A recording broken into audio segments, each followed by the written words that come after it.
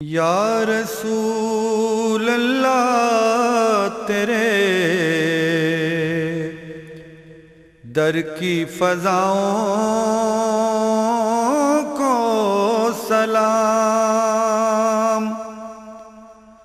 اعوذ باللہ من الشیطان الرجیم، بسم اللہ الرحمن الرحیم۔ واذکروا نعمت اللہ علیکم اذ کنتم اعداء فألف بین قلوبکم فاصبحتم بنعمتہ اخوانا وکنتم علی شفا حفرۃ من النار فانقذکم منہا، صدق اللہ العظیم۔ معزز سامعین و ناظرین، حضور نبی اکرم صلی اللہ علیہ وسلم پیغمبر امن کے سلسلے کا آج یہ ہمارا تیسرا پروگرام ہے۔ آج کے پروگرام کا عنوان فروغ امن میں مصطفی معاشرے کا کردار ہے۔ پچھلے پروگرام میں ہم نے فروغ امن میں اسوہ محمدی صلی اللہ علیہ وسلم کے کردار کا جائزہ لیا تھا، اور اس بات کو دیکھا تھا کہ حضور نبی اکرم صلی اللہ علیہ وسلم نے جو اخلاقی معیار اس انسانیت کو فراہم کیا ہے، اگر آج کے اس پرفتن دور میں بھی ہم ان اخلاقی قدروں کو پھر سے بحال کر لیں تو یہ ہمارا پرفتن معاشرہ پرامن معاشرے میں تبدیل ہو سکتا ہے۔ آج کے اس پروگرام میں ہم نے اس امر کا جائزہ لینا ہے کہ حضور نبی اکرم صلی اللہ علیہ وسلم نے ریاست مدینہ کی شکل میں جو مدینہ میں معاشرہ قائم کیا تھا، اس معاشرے نے انسانیت میں امن کے فروغ میں کیا کردار ادا کیا۔ ابتدا میں نے قرآن مجید کی جو آیہ مقدسہ تلاوت کرنے کی سعادت حاصل کی، اس میں اللہ جل مجدہ نے اسی معاشرے کے دو پہلوؤں اور دو ادوار کا ایک نقشہ کھینچتے ہوئے ارشاد فرمایا، وَاذْكُرُوا نِعْمَتَ اللَّهِ عَلَيْكُمْ اِذْ كُنْتُمْ أَعْدَاءً، اور اپنے اوپر اس کی نعمت کو یاد کرو جب تم آپس میں ایک دوسرے کے دشمن تھے۔ فَأَلَّفَ بَيْنَ قُلُوبِكُمْ، تو اس نے تمہارے دلوں میں الفت پیدا کر دی۔ فَأَصْبَحْتُمْ بِنِعْمَتِهِ إِخْوَانًا، اور اس نعمت کے باعث تم آپس میں بھائی بھائی بن گئے۔ وَكُنْتُمْ عَلَى شَفَا حُفْرَةٍ مِّنَ النَّارِ، اور تم دوزخ کے گڑھے کے کنارے پر تھے۔ فَأَنْقَذَكُمْ مِنْهَا، اور پھر اس نے تمہیں اس گڑھے سے بچا لیا۔ اس آیت کریمہ میں اللہ جل مجدہ نے دو معاشروں کا تعارف کروایا۔ ایک معاشرہ جو اعلان نبوت سے پہلے عرب کے اندر تھا، اور ایک وہ معاشرہ جو اعلان نبوت کے بعد پیغمبر امن حضرت محمد مصطفیٰ صلی اللہ علیہ وسلم نے قائم فرمایا تھا۔ مکہ کے معاشرے کو لیں یا مدینہ کے معاشرے کو لیں، مکہ پاک کا معاشرہ قتل و غارت، فتنہ فساد اور دہشت گردی کی اپنی انتہا پہ تھا۔ وہ اس معاشرے کے اندر تاریخ میں سینکڑوں جنگوں کا ذکر ملتا ہے۔ وہ معاشرہ امن کے دنوں میں کس قدر امن کے ساتھ رہتا ہوگا کہ جس معاشرے میں حدود حرم اور ایام حرم کا بھی احترام ختم ہو چکا تھا۔ مکہ کی تاریخ کی 4 بڑی بڑی جنگیں جنہیں حروب فجار کے نام سے یاد کیا جاتا ہے، یہ وہ جنگیں ہیں جن جنگوں میں اہل مکہ نے نہ حرم مکہ کا احترام کیا نہ ایام حرم کا احترام کیا۔ اور اس سلسلے کی چوتھی اور سب سے بڑی جنگ حرب فجار، جس وقت حضور نبی اکرم صلی اللہ علیہ وسلم کی عمر مبارک 14 یا ایک روایت کے مطابق 20 سال تھی، لڑی گئی، اور اس جنگ میں کفار مکہ کے بڑے بڑے سردار مارے گئے۔ الغرض اس معاشرے کی ساری تاریخ فتنہ فساد، جنگ و جدال اور قتل و غارت سے بری ہوئی تھی۔ دوسری طرف جب ہم اس معاشرے کو دیکھتے ہیں جو مدینہ پاک کے اندر ہے، تو مدینہ میں حضور نبی اکرم صلی اللہ علیہ وسلم کی ہجرت سے پہلے جو یثرب کہلاتا تھا، وہ معاشرہ بھی جنگ و جدال پر مبنی معاشرہ تھا۔ اوس اور خزرج ایک لمبی مدت تک یہود کے خلاف تلواریں نیام سے نکالے رکھے، اور وہ یہود سے جنگ و جدال میں مصروف رہے۔ جب اوس اور خزرج کو یہود پر کچھ غلبہ مل گیا تو ایک تاریخ گواہ ہے کہ اوس اور خزرج نے آپس میں بھی لڑتے ہوئے کئی سال گزار دیے، اور ان کے اندر بھی سب سے بڑا معرکہ بواس کا معرکہ ہوا، جو مدینہ کی تاریخ میں ایک بڑی جنگ کہلاتا ہے۔ الغرض اس معاشرے کو دیکھیں جو حضور نبی اکرم صلی اللہ علیہ وسلم کی بعثت سے پہلے تھا، وہ مکہ کا تھا یا مدینہ کا تھا، وہ سارا کا سارا معاشرہ جنگ، جدال، بدامنی اور فتنہ و فساد پر مبنی تھا۔ اسی معاشرے کا نقشہ کھینچتے ہوئے اس آیت میں اللہ جل مجدہ نے ارشاد فرمایا وَكُنْتُمْ عَلَى شَفَا حُفْرَةٍ مِّنَ النَّارِ، اور اے لوگو کہ تم جہنم یعنی آگ کے گڑھے کے کنارے پر تھے۔ الغرض وہ مکہ کا معاشرہ ہو یا مدینہ کا معاشرہ، سارے کا سارا عرب کا معاشرہ قتل و غارت، فتنہ فساد کی لپیٹ میں آ چکا تھا۔ ایسے معاشرے میں جب پیغمبر امن حضرت محمد مصطفیٰ صلی اللہ علیہ وسلم نے پیغام امن دینا شروع کیا تو دشمنیاں دوستیوں میں بدل گئیں، نفرتوں کی جگہ محبتوں نے لے لی، فتنہ اور شر کی بجائے وہ معاشرہ آہستہ آہستہ امن کا گہوارہ بنتا چلا گیا۔ حضور نبی اکرم صلی اللہ علیہ وسلم نے مدینہ پاک میں جس معاشرے کی بنیادیں رکھی وہ معاشرہ انسانی تاریخ میں امن، پیار اور محبت کا ایسا بے مثال معاشرہ تھا کہ دنیا اس جیسے معاشرے کی مثال نہ دے سکی۔ اس معاشرے کا تعارف کراتے ہوئے اللہ جل مجدہ نے ارشاد فرمایا فَأَلَّفَ بَيْنَ قُلُوبِكُمْ، اس نعمت یعنی محمد مصطفیٰ صلی اللہ علیہ وسلم نے تمہارے دلوں کے اندر محبت پیدا کر دی۔ فَأَصْبَحْتُمْ بِنِعْمَتِهِ إِخْوَانًا، اور وہ ایک دوسرے کے جان کے دشمن اس نعمت کے صدقے آپس میں بھائی بھائی بن گئے۔ تو معزز ناظرین، حضور نبی اکرم صلی اللہ علیہ وسلم نے مدینہ میں جس معاشرے کی بنیاد رکھی وہ معاشرہ امن، پیار اور محبت پر مبنی تھا۔ وہ معاشرہ دوسروں کے حقوق غصب کرنے کی بجائے اپنی جان تک دوسروں پر قربان دینے کا درس دیتا تھا۔ وہ معاشرہ دوسروں کے حقوق کو غصب کرنے کی بجائے اپنے حقوق ان پر لٹانے والا معاشرہ تھا۔ اس معاشرے کو اگر ہم کچھ واقعات کی نگاہ سے دیکھیں تو ہمیں دکھائی دیتا ہے کہ وہ سارے کا سارا معاشرہ امن، پیار، محبت اور سلامتی کا معاشرہ تھا۔ مدینہ میں ہجرت کے بعد حضور نبی اکرم صلی اللہ علیہ وآلہ وسلم نے مسجد نبوی کی تعمیر کے دوران ایک دن حضرت انس بن مالک رضی اللہ عنہ کے گھر انصار مدینہ اور مہاجرین نے مکہ کو جمع فرمایا۔ جمع کر کے حضور نبی اکرم صلی اللہ علیہ وسلم نے ایک مہاجر کو کھڑا کیا اور اس کے سامنے ایک انصار کو کھڑا کیا اہل مدینہ میں سے۔ دونوں کو آپس میں بھائی بھائی بنا کر حضور صلی اللہ علیہ وسلم نے اہل مدینہ سے کہا کہ آپ اپنے جائیداد و مال میں انہیں برابر کا شریک کر لیں۔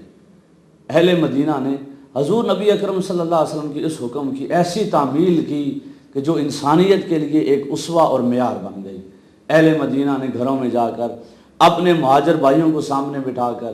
اپنی جائیداد میں سے نصف حصہ ان کے حوالے کر دیا۔ بلکہ ابن کثیر نے لکھا ہے کہ اہل مدینہ ایک دن وفد بنا کر حضور نبی اکرم صلی اللہ علیہ وسلم کی بارگاہ میں آئے اور عرض کرنے لگے یا رسول اللہ صلی اللہ علیہ وآلہ وسلم،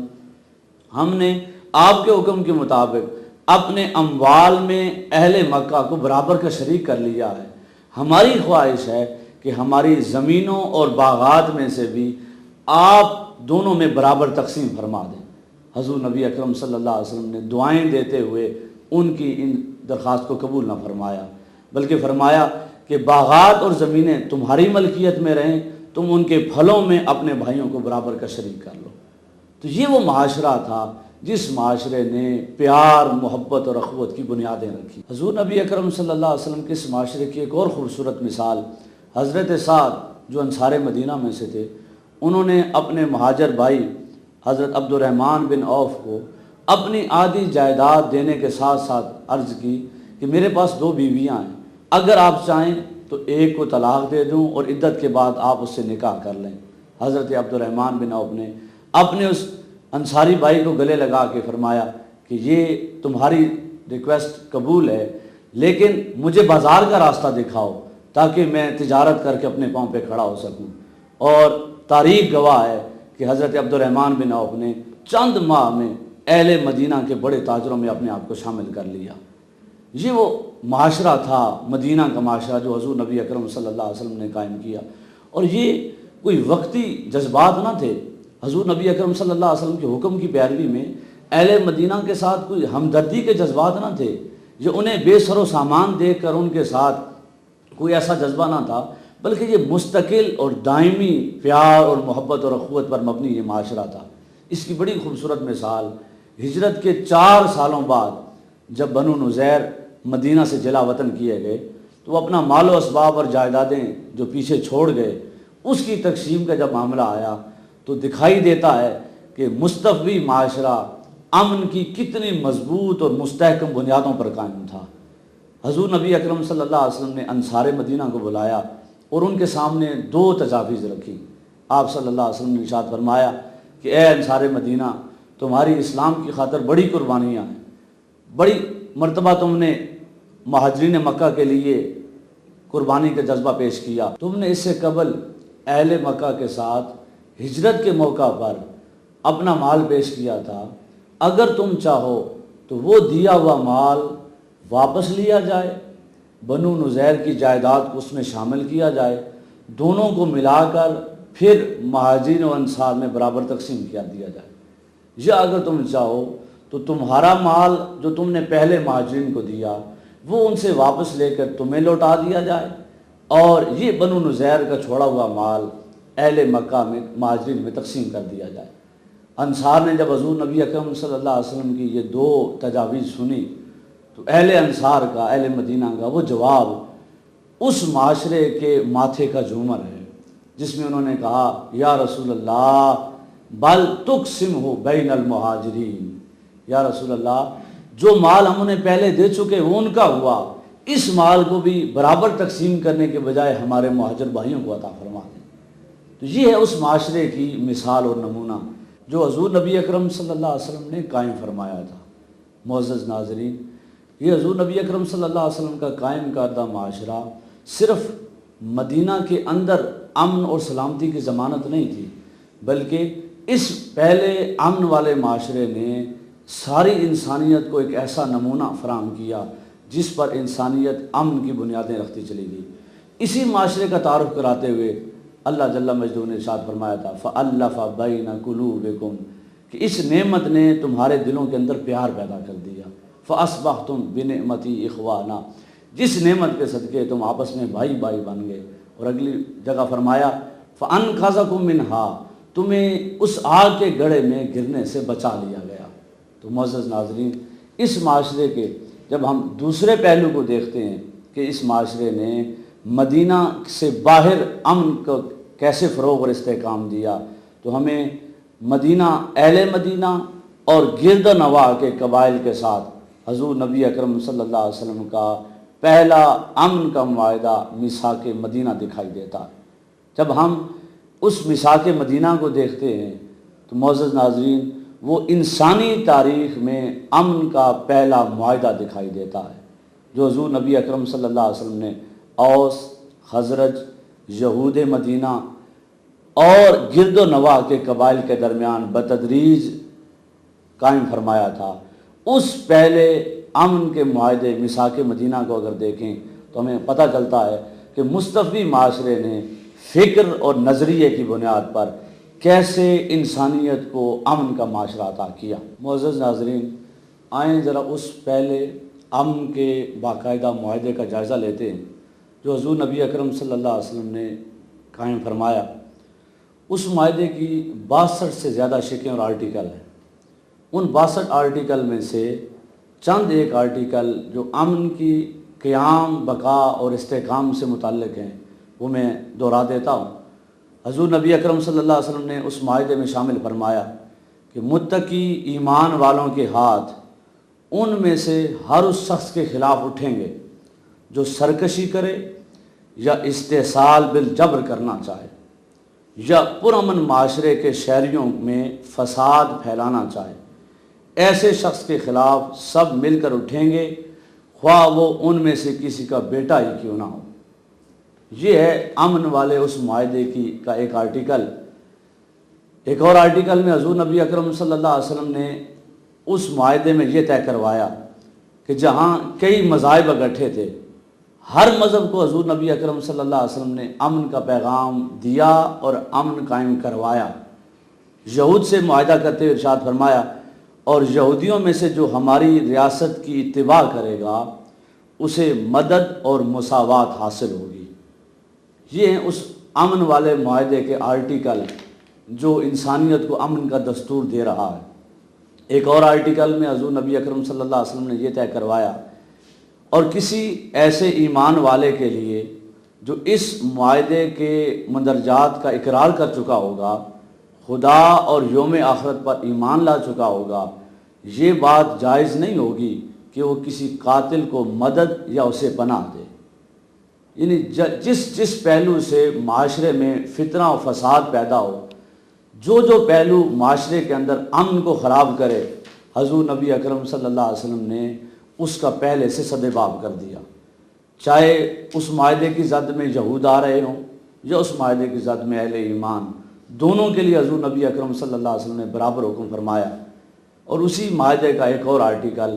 جس میں حضور نبی اکرم صلی اللہ علیہ وآلہ وسلم نے امن کی معاہدے کی پابندی کو لازم کرتے ہوئے ارشاد فرمایا، اور اگر ان یہودیوں کو کسی صلح میں مدعو کیا جائے گا تو وہ بھی صلح کریں گے۔ یعنی اہل یہود کو اگر صلح کے کسی معاہدے کی دعوت دی جائے گی تو وہ بھی صلح کو قبول کریں گے اور اس میں شریک رہیں گے، اور اگر کسی ایسے امر کے لیے ہمیں بلایا جائے گا، یعنی اہل ایمان کو دعوت دی جائے گی، تو مومنین کا فریضہ ہوگا کہ ان کے ساتھ ایسا ہی کریں گے۔ تو یہ ہے امن کے اس معاہدے کی شرائط اور شکیں جس کی بنیاد پر حضور نبی اکرم صلی اللہ علیہ وسلم نے اس معاشرے کو امن کی بنیادیں فراہم کی تھی۔ ایک اور آرٹیکل دیکھیں، اس معاہدے میں یہ آرٹیکل بھی شامل تھا کہ حضور نبی اکرم صلی اللہ علیہ وسلم نے فرمایا کہ جو جنگ کو نکلے گا وہ بھی امن کا مستحق ہوگا، اور جو مدینے میں بیٹھا رہے گا وہ بھی امن کا مستحق ہوگا۔ اور اس معاہدے کی